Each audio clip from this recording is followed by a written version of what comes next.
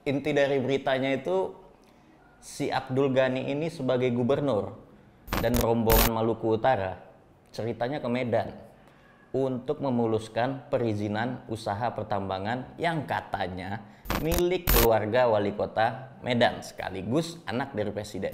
Maluku Utara itu ekonomi wilayahnya memang meningkat karena ada tambang di sana, tapi angka kemiskinannya juga meningkat. Anomali loh itu.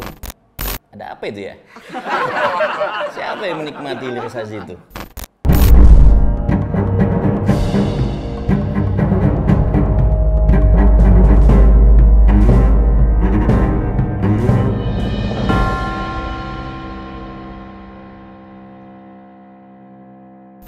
Pernah dengar namanya Blok Medan tidak?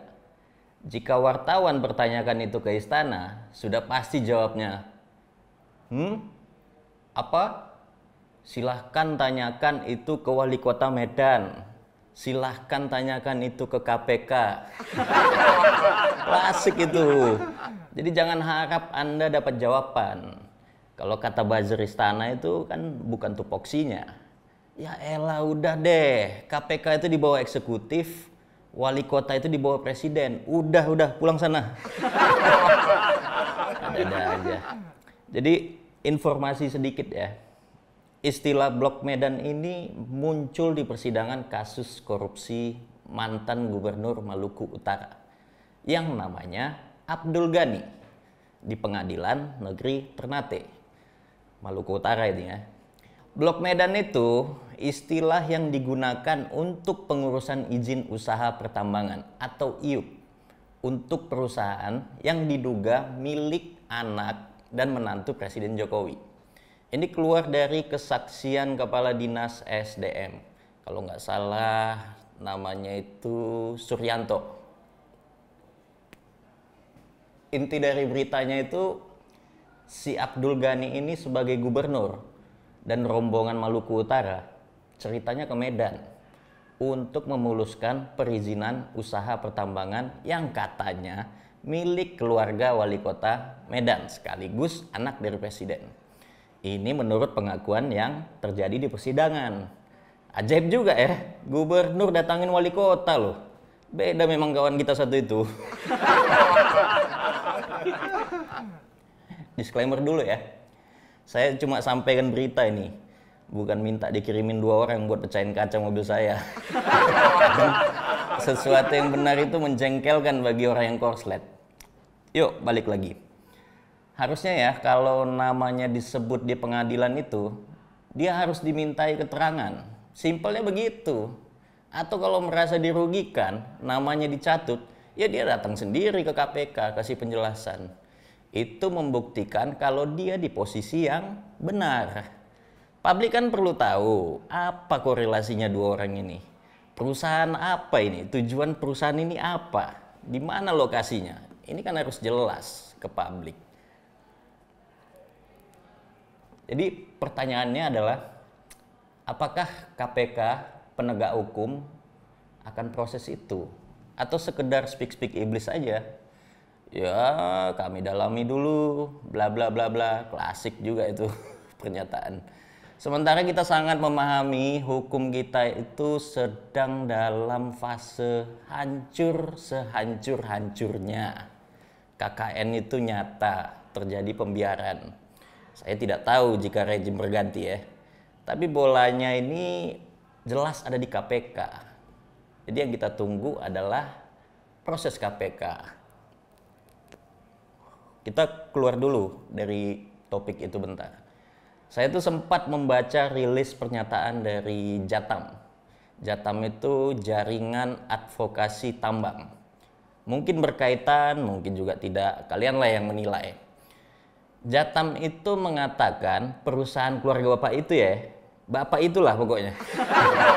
Ada keterkaitan dengan salah satu perusahaan minyak dan gas. Juga punya kedekatan dengan perusahaan batu bara. Kalian tahu lah itu siapa yang punya. Ini yang terbaca barangkali. Mungkin ada yang nggak kedetek juga nih. Kita kan nggak tahu. Pejabat kan tidak mungkin pakai nama dia dong. Pasti dialihkan yang terdekat. Lalu saya tuh berpikir, Berarti usaha-usaha kuliner itu selama ini apa ya? Jangan-jangan tempat basah? Atau memang pure bisnis? Ayo lo, coba kalian kasih pendapat soal ini. Fakta lainnya yang menarik untuk dikritisi itu adalah orang-orang yang di kabinet sekarang itu sebagian punya tambang. Mereka ini kan sering bicara hilirisasi. Kita kan bangga dengarnya gitu ya. Nikel lah, batu bara lah, Freeport jatuh ke tangan Indonesia. Anda tentu bangga sebagai Indonesia, itu pasti. Tapi selama ini apa sih masyarakat yang dapatkan? Fakta data per hari ini memang investasi kita itu meningkat, tapi pengangguran malah makin banyak. Aneh nggak itu? Ya salah satunya karena fokusnya ke industri ekstraktif. Padat modal, bukan padat karya. Dia tidak akan menyerap tenaga kerja yang banyak. Contoh, Maluku Utara itu, ekonomi wilayahnya memang meningkat karena ada tambang di sana. Tapi angka kemiskinannya juga meningkat. Anomali loh itu. Ada apa itu ya? Siapa yang menikmati hilirisasi itu? Coba kalian pikirkan. Belum kita bicara dampak lingkungan dari hilirisasi yang merusak mata pencarian masyarakat setempat. Itu sudah pasti perairan, tanah, kena dampak itu. Pasti tercemar. Masyarakat kan banyak yang hidup dari sana.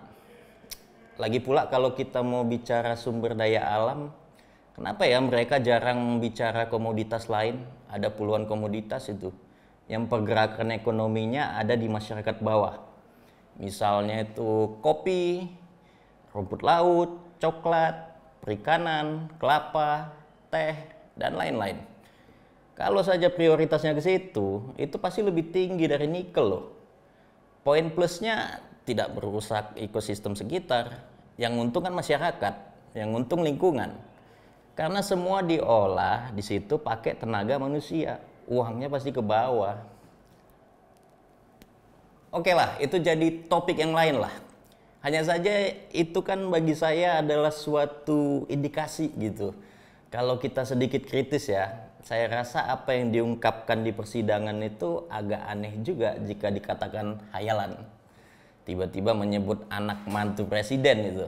Jauh loh, Maluku, Medan, ujung ke ujung nih.